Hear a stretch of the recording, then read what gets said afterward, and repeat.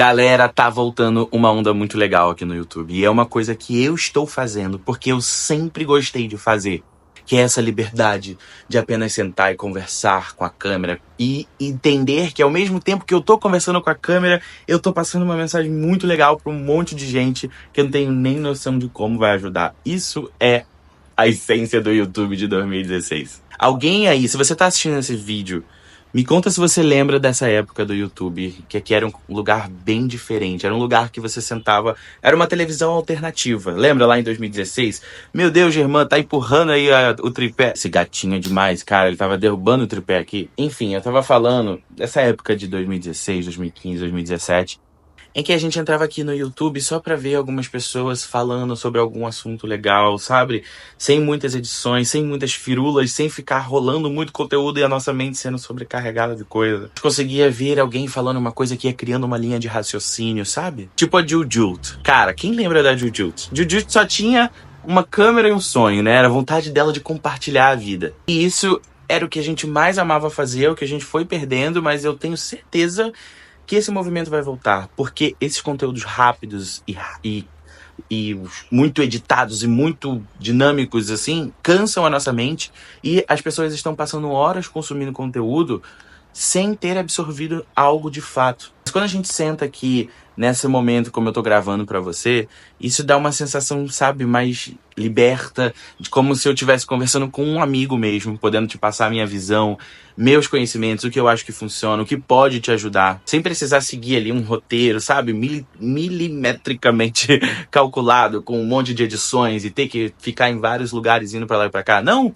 eu só quero que você fique aí me assistindo tomar café enquanto eu falo uma coisa útil pra sua vida, né? E nessa época de 2016 foi uma época muito legal em que o que bombou foram os vlogs, né? Então muitos... Foi nesse momento que teve um boom grande também de influenciadores. Aqueles vídeos onde a pessoa ia ali contando o dia a dia dela, mostrando as coisas que ela fazia, né? Sei lá, ia no mercado, ia fazer um café, tava falando sobre algum assunto da vida, algum problema, algum dilema. E isso é o que fazia ser autêntico e o ser humano, ele naturalmente vai se conectar com outro ser humano. Essa autenticidade das redes sociais foi sendo perdida com o tempo. Por quê? Porque antes também não tinha um peso tão grande como hoje a gente fala de algoritmo, de likes e de milhões de seguidores e de milhões de visualizações. Quem tava fazendo conteúdo naquela época não tava preocupado com algoritmo, sabe? Não tava preocupado em bombar, em crescer, com medo de flopar. Não, a pessoa só queria se expressar, ela só queria dividir a vida dela ali com quem tivesse do outro lado assistindo, falando alguma coisa que fosse ajudar.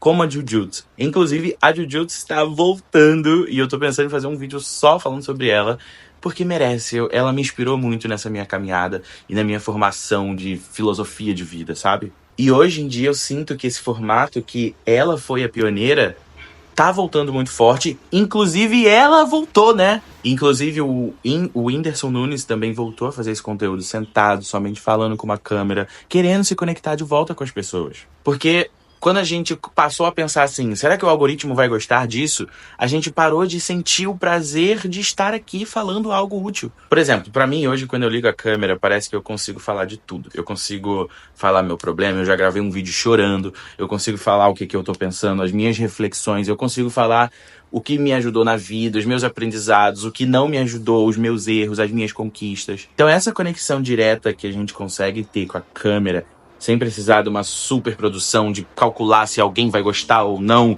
ou se você precisar que você tem que gravar no parquinho, e depois no shopping, e depois na cama, e depois no banheiro. Isso tudo vai deixando mais leve o processo, e é o que eu gosto de fazer. E eu sinto que aqui eu consigo também ser mais autêntico, eu não preciso ensinar inglês em apenas 1 minuto. Bom, e com isso, né, eu acho que o mais legal é que eu consigo também me conectar mais com quem tá me assistindo, com quem gosta de consumir o meu conteúdo, com quem gosta do que o Igor fala aqui na internet. Porque quando eu ligo a câmera, eu sinto como se eu estivesse falando algo extremamente útil para um aluno meu, sabe? Quando eu ligo uma câmera para conversar com algum aluno meu, cara, o meu maior objetivo é ajudar ele a solucionar qualquer problema que esteja passando ali na vida dele, qualquer obstáculo que seja invisível e esteja paralisando ele. E quando eu ligo a câmera, eu quero fazer essa transparência também, eu quero passar essa mensagem sincera, como eu faço com alguém, sei lá, que tá mais próximo de mim ou não. Só porque tá assistindo no YouTube, não significa que eu não possa ser verdadeiro. E outra coisa também que sempre me incomodou muito, que nunca vai parar de ter, né? Porque o mundo é sobre isso, mas é que a rede social começou a tornar muito sobre tendências, sabe? Então é muito dancinha do TikTok, então é muito a música que tá tocando, então se você não fizer dancinha, você não vai alimentar o algoritmo, e se você não alimentar o algoritmo, você não vai crescer. Então olha como a busca desenfreada por um sucesso começou a dominar a cabeça dos criadores de conteúdo. Talvez o público em geral não tenha sentido isso, mas pra mim, que sou criador de conteúdo, senti, e compartilho isso com outros criadores que têm o mesmo sentimento. Por exemplo, antes o YouTube não era essa corrida maluca de ficar, oh meu Deus, a thumbnail tem que ser a coisa mais chamativa do vídeo, você tem que colocar um título ali que seja mirabolantemente incrível para que você bombe tudo isso, para que você alimente o algoritmo. Claro que hoje em dia tem que ter esse vídeo aqui, tem um título que vai ser útil para gerar curiosidade.